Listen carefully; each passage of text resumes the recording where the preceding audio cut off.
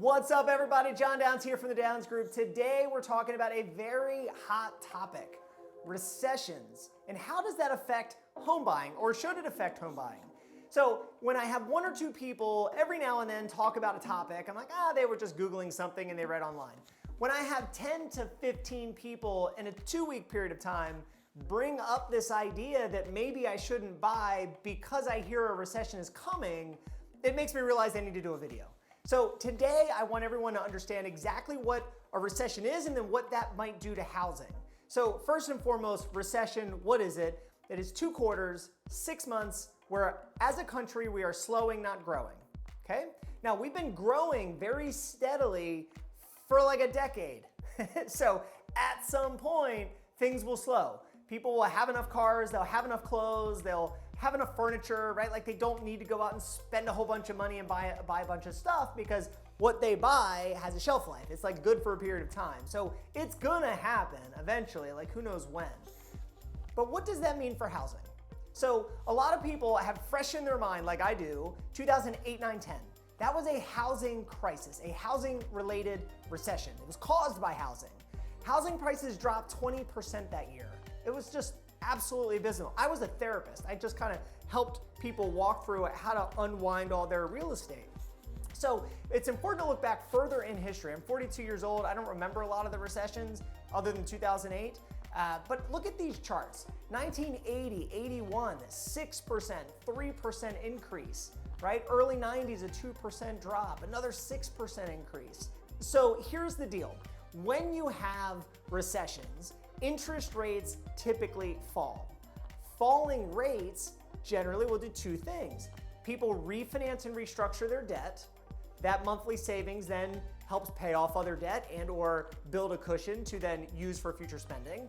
But low rates also boost affordability. So if you want to buy a house and interest rates are 1% better, right? That $400,000 house now has a $300 cheaper payment.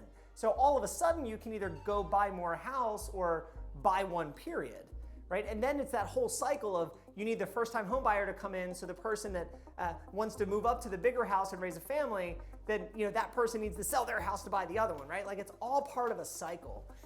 But what all the statistics show is that more than likely when this pending recession hits, it will be net positive for housing in markets that are primarily focused around services and government.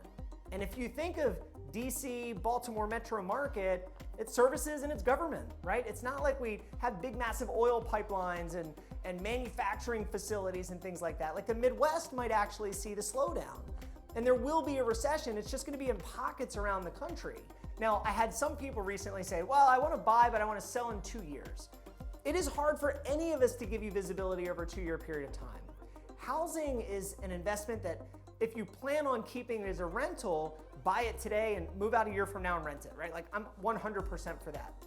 But if you're like, I wanna buy and then I wanna sell, a duration of time solves all problems. There's a saying in, time solves all problems in fill in the blank, right? In real estate, in investing. If you hold on to something long enough, markets rebound, right? Like I remember all the people that bought in 2007, there are certain pockets that were still a little hurt. But most all those people that held on to their properties, they refinanced, they restructured their debt, they saved a bunch of money per month, and here we are a decade later, and they have a lot of home equity, right? But in 2009, they felt like an idiot. They were like, what the heck did I do? I shouldn't have bought that house, right? But time solves a lot of the problems. So if you're thinking of buying and you have a longer duration, don't let this little thought, this negative news cycle bother you. If you're thinking of flipping a house, maybe worry about it. If you're thinking of buying and then renting in the future, just focus on making sure you're in a market that rents easily, like some of the big city markets around the country. So anyway, I hope you've enjoyed this video. I just wanted people to know out there that recessions are not all bad for housing. It's just the last one that is fresh in our mind was a housing-related recession crisis, and they're not all that way. I think because everyone has been so prepared for this recession whenever it hits, that it won't be that big a deal. Like companies have been worried about a recession for like a year. They've been pulling back a little investment. They've been stockpiling a little bit of cash so that when it happens, first they'll be like, aha, it finally happened. But they've got a good cushion. Like I don't think people and businesses are really like strapped for cash and struggling. I think the slowdown will be a nice natural pause that then gives us another leg for this expansion that we've been seeing. So I hope you've enjoyed the video. Have a fantastic day.